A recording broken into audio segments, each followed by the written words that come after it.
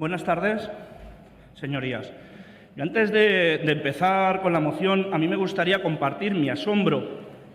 Yo estoy asombrado, y seguramente porque sea novato, de que aquí estemos discutiendo mociones que instan al Gobierno a hacer unas políticas que no va a hacer y, en cambio, se nos niegue a los parlamentarios la posibilidad de ejercer el control del Gobierno de las políticas que sí está ejecutando desde el 20 de diciembre.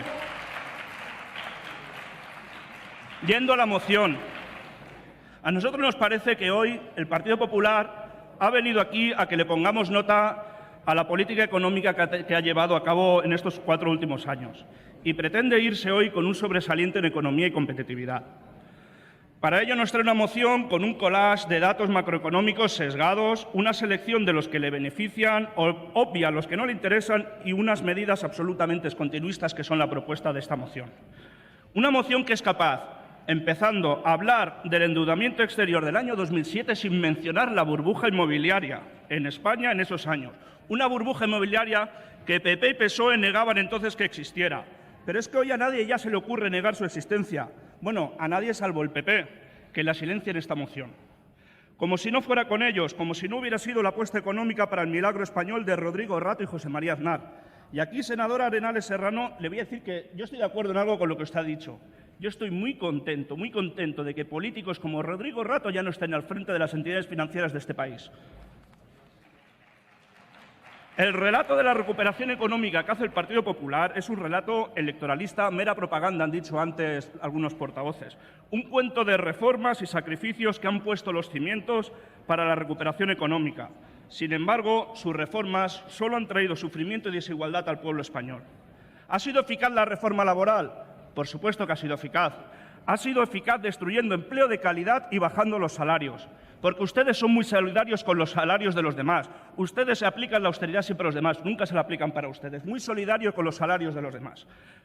Han abaratado el despido en el punto álgido de la mayor crisis económica de la historia reciente. Han favorecido la destrucción de puestos de trabajo indefinidos y los han sustituido por contratos precarios. Ustedes invitaron al empresario y casi le dejaron sin otra alternativa a efectuar los ajustes que necesitaban hacer una crisis económica sobre plantilla y sobre salarios. Jamás ensayaron la flexibilidad horaria, jamás le pidieron a la negociación, llegar a acuerdos de negociación colectiva de flexibilidad que se están realizando en grandes empresas en este país con buenos resultados. Se están evitando ERES gracias a la negociación colectiva de sindicatos y patronal. No la favorecieron. Si ustedes son capaces hasta de atribuirse el récord de visitantes en el sector turístico en esta moción, como si las dificultades geopolíticas de nuestros competidores fueran méritos suyos. Bueno, a lo mejor por la invasión de Irak algo sí tienen de responsabilidad.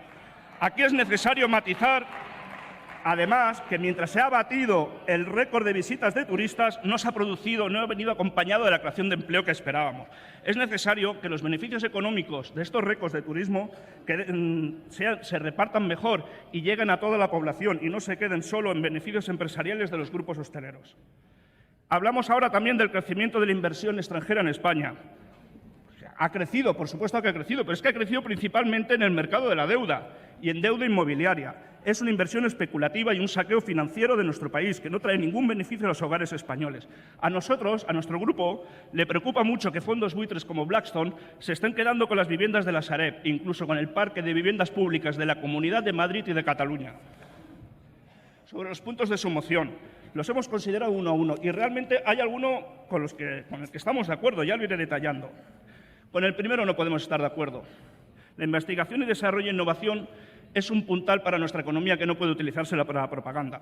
El Consejo Económico y Social reconoce en su último informe que el presupuesto en I+D+I es insuficiente, volátil y no consigue ser complementado por la inversión privada. El informe señala la amenaza que este continuo recorte presupuestario supone para el conjunto del sistema de ciencia y tecnología del país.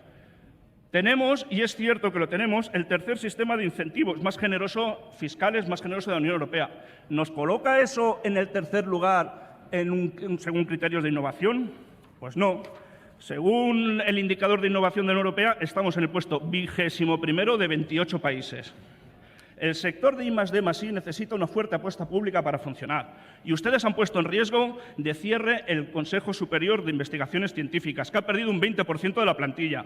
Nuestras universidades están en un impasse de mera supervivencia. En lugar de acercarnos cuanto antes al 2% del PIB reclamado para España en la estrategia Horizonte 2020, estamos cayendo por debajo del 1,3%.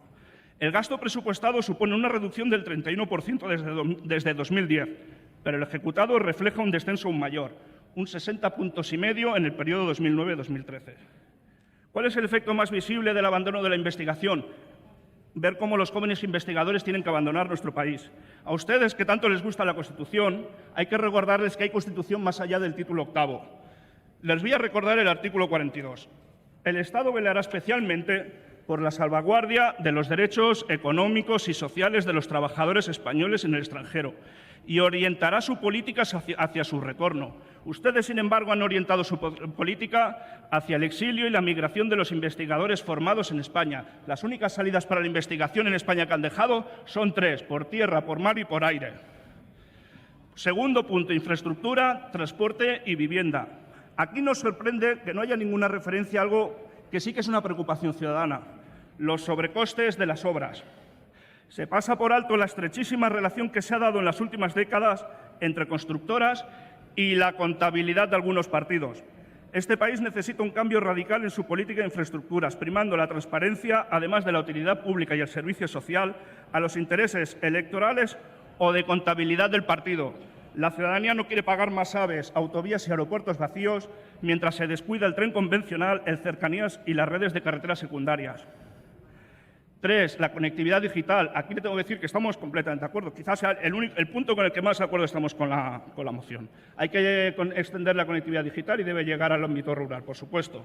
Pacto de la energía, aquí ya no podemos estar tan de acuerdo con ustedes. Primero, deberíamos acabar con las puertas giratorias del bipartidismo con las grandes empresas energéticas para poder empezar a orientar la política energética al interés social y económico del país y no al de las cuentas de las grandes del IBEX 35. Además, a uno le entra la risa cuando lee al PP hablar de penetración de renovables, olvidando uno de los efectos más dañinos de su gobierno, haber torpedeado nuestra posición líder en el sector de las renovables a nivel mundial, además con una pérdida del 30% de empleo en el sector. Punto 5, unidad del mercado. Esto casi ni lo hemos entendido. Y es que nos proponen usted crear una Secretaría General de Unidad del Mercado 2 años después de que una orden ministerial creara la Secretaría del Consejo de Unidad del Mercado. Que venga Groucho Marx a explicárnoslo. Morosidad empresarial. Otra vez prometiendo cumplir los pagos de la Ley de Morosidad Empresarial obliga. Nuestras pymes y autónomos no necesitan ya más promesas. No basta con volver a anunciar por enésima vez el cumplimiento de la Ley de Morosidad. Lo que hoy necesitan muchos autónomos, porque lo están pasando mal, es confianza y seguridad en el futuro, en su futuro, saber que nuestro Estado no va a dejar a nadie atrás.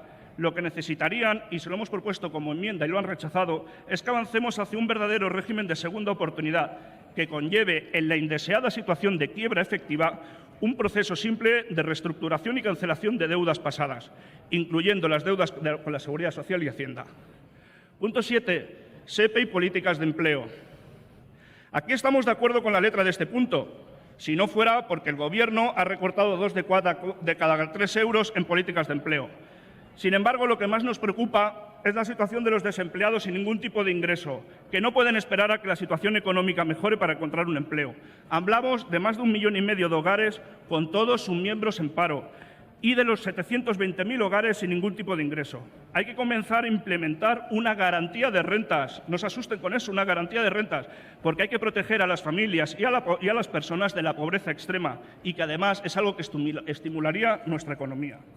Y por último, el cheque de formación. El último punto, el cheque de formación que viene recogido en la reforma laboral de 2012 y que solo refleja la obsesión del Gobierno del PP por abrir nuevas vías de negocio privado para consultoras y empresas de formación, discriminando de nuevo a los centros públicos en esta nueva modalidad de financiación de la formación. El Organismo Europeo de Formación Profesional ha denunciado que el cheque de formación además acentúa las desigualdades, porque favorece a las personas con elevados niveles educativos y a menores de 45 años. El problema español que tenemos de desempleo es la desigualdad y el alto porcentaje de personas con baja cualificación. El cheque de formación, además, no soluciona los problemas de fraude en la formación de trabajadores, sino que puede agravarla. La evaluación de la implantación del cheque de formación en Inglaterra ha detectado 95 millones de euros de fraude en 1 año y medio de implantación, porque no se evaluó adecuadamente el riesgo de fraude en los proveedores. Voy acabando porque me queda ya poco tiempo. Dice un informe reciente de Intermon Oxfam que nuestro país es el más desigual de la OCDE después de Chipre. Esta desigualdad ha crecido durante su gobierno. No todos los sectores sociales han apretado el cinturón por igual durante esta crisis. Ustedes han traído esta moción para poner un sobresaliente a la política económica del PP. Pero se me ocurre que mejor que en esta Cámara, quien debería puntuar su política económica y de competitividad son, por ejemplo, los ayuntamientos que tienen que encontrar partidas presupuestarias para poder abrir los comedores escolares en periodos vacacionales, como el de la semana pasada, para que los niños puedan comer adecuadamente en España. Gracias. Gracias, senador Guardingo. Por el grupo